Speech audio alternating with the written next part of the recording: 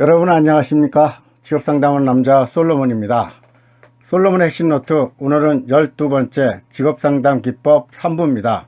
내담자의 인지적 명확성 사정에 대해서 요약 정리해 드리도록 하겠습니다. 75. 인지적 명확성을 위한 직업상담 과정입니다. 여기 보면 직업상담 과정이라는 거에 여러분 주의하시고요. 1.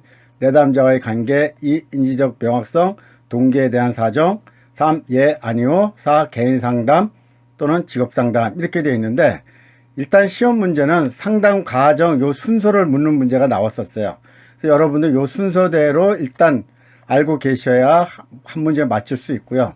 또 하나는 어떤 식으로 나왔냐면, 내담자가 인지적 명확성이 없을 때는 개인 상담 후 직업 상담을 한다. 또는 내담자가 인지적 명확성이 있을 때는 바로 직업 상담에 들어간다. 이런 문제들이 나왔다 하는 걸 알고 이 내용을 명확히 알아주시기 바랍니다. 76. 인지적 명확성이 부족한 내담자의 유형입니다. 무려 15개나 되어 있습니다. 근데 시험 문제는 어떻게 나오냐면, 인지적 명확성이 부족한 내담자의 유형이 바르게 짝지어진 것은 이렇게 나오거든요.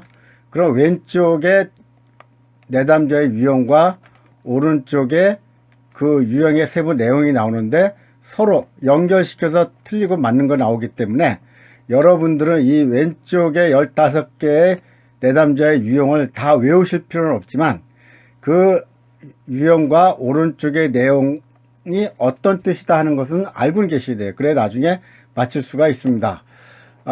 제가 한번 쭉 읽어볼까요? 예를 들어서 1. 단순 오정보. 그 대학은 부자들만 갈 수 있어요. 2. 복잡한 오정보.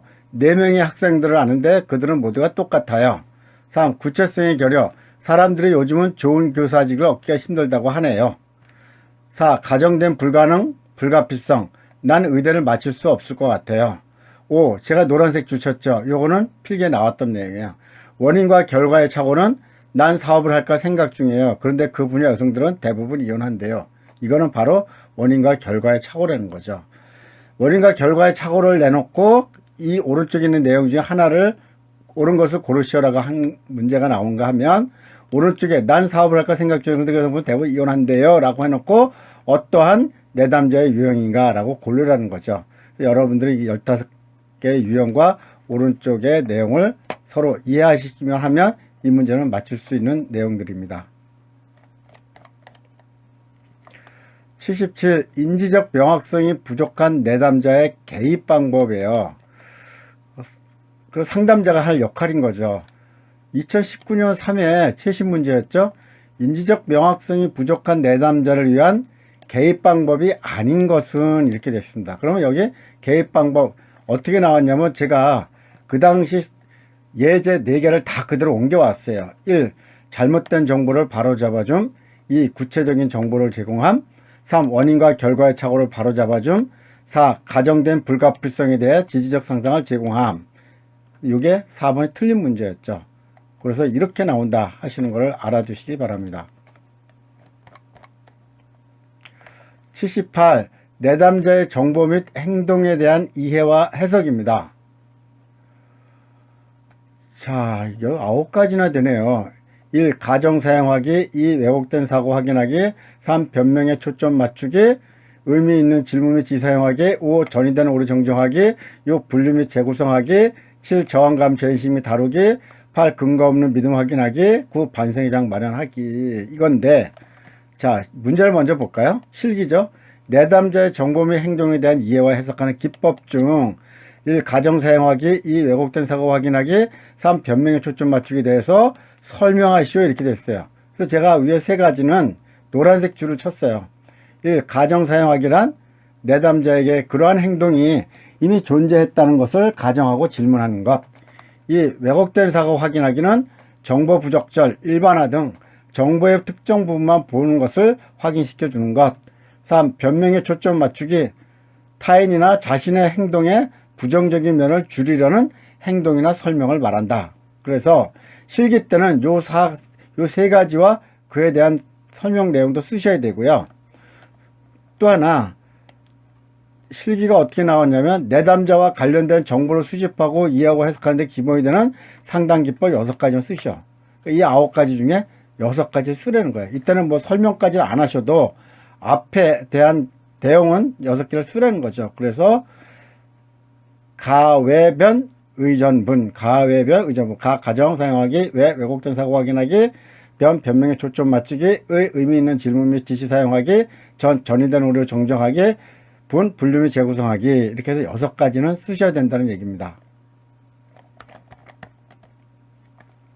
79 상담 기법입니다. 학자들이 주장한 이론과 상담 기법이 있었는가 하면 지금부터 나오는 거는 일반적인 상담 기법이에요. 실제 여러분들이 상담할 때 사용해야 될 그런 기법들입니다.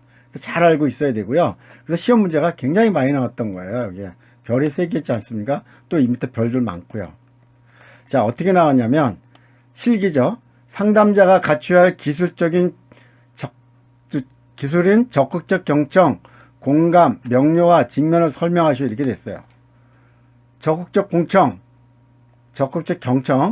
내담자의 이야기를 적극적으로 듣는 태도, 이면에 있는 감정까지 파악하는 게 경청이에요. 이 공감적 이해는 내담자의 감정을 상담자 자신의 감정인 것처럼 느끼고 이해하는 것.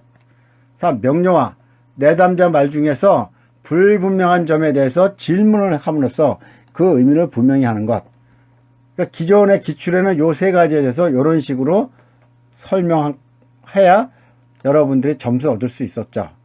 또 필기에서는 어떻게 나왔냐면 상담 과정에 대해 의도적으로 설명하거나 제약하는 기법은, 자, 여기에 10가지 상담 기법이 있는데 설명하거나 제약을 이렇게 하는 법이 여기 있네요. 상담 과정에 대해 의도적으로 설명하거나 제약하는 기법, 뭐라 그랬죠? 구조화.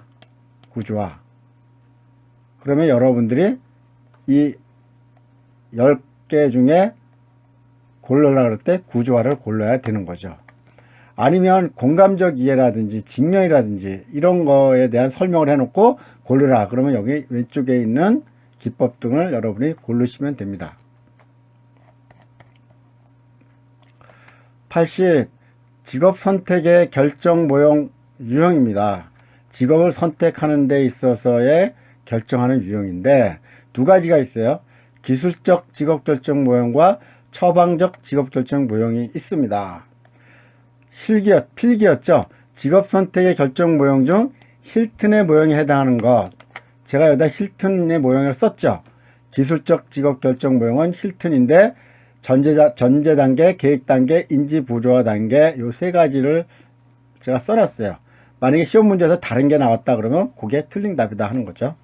또 하나는 직업 선택의 결정 모형 중 처방적 직업 결정 모형에 해당하지 않는 것은, 여기 처방적 직업 결정 모형에는 카츠, 겔라트, 칼도스와 지토스키 모형 이렇게 돼 있죠. 그러니까 요 3개가 아니면 골라내시면 됩니다. 요거는 어떻게 보면 되게 쉬운 문제예요. 요거 내용만 알면. 그렇죠? 81. 상담에서 내담자의 침묵이 발생하는 원인. 여러분들 상담하다가요, 내담자가 말을 안 할 때가 있어요. 그 여러분 답답하시죠? 근데 그 이유가 있어요. 그 이유가 뭐냐면 1. 내담자의 사고가 중단될 때 생각을 안 하는 거예요. 생각이 없는 거예요. 2번째, 내담자가 대화 중 생각을 정리할 때. 3. 대화의 소재가 부재할 경우. 할 말이 없는 거죠. 이건 솔직한 얘기로. 4. 상담자에게 적대감을 느끼고 저항할 때. 이거 참 문제죠. 상담사한테 적대감을 느끼기 때문에 말을 안 하는 거예요. 난 당신 마음에 안 들어. 이러고요. 이때 여러분 되게 조심하셔야 되죠. 그죠? 자, 실기에서는 상담에서 내담자의 침묵이 발생하는 원인 3가지 쓰셔야 됐어요. 제가 4가지를 제시했는데 여러분은 이 중에서 3가지만 쓰시면 된다는 겁니다. 자, 기타입니다. 기타. 2019년 3회 때 어떤 문제가 나왔냐면요. 미첼과 크롬볼츠가 제시한 진로 발달 과정의 요인에 해당하지 않는 것은 이랬어요. 진로 발달 과정의 요인. 교재는 진로 결정에 영향을 미치는 요인 이렇게 해서 3가지가 있는데 질문은 진로 발달 과정 요인이라고 그랬어요. 그리고 예제를 어떻게 들었냐면 1. 특별한 능력, 2. 환경 조건, 4. 과제 접근 기술, 4. 사회성 기술 이랬어요. 요 4번 사회성 기술 틀린 겁니다. 그러니까 여러분은 교재 진로 결정에 영향을 미치는 요인 이렇게 나왔다 하더라도 시험 문제에 진로 발달 과정 요인에 해당하지 않은 것을 했기 때문에 이 내용이 과연 진로 발달 과정에 해당하는 내용이라고 두 가지가 알아두셔야 돼요. 다음은 직업상담 행정이네요. 마지막 부분인데 오늘은 다음 시간에 하기로 하고요. 오늘은 기타 분야까지만 하도록 하겠습니다. 여러분 오늘 수고 많으셨습니다. 안녕히 계십시오.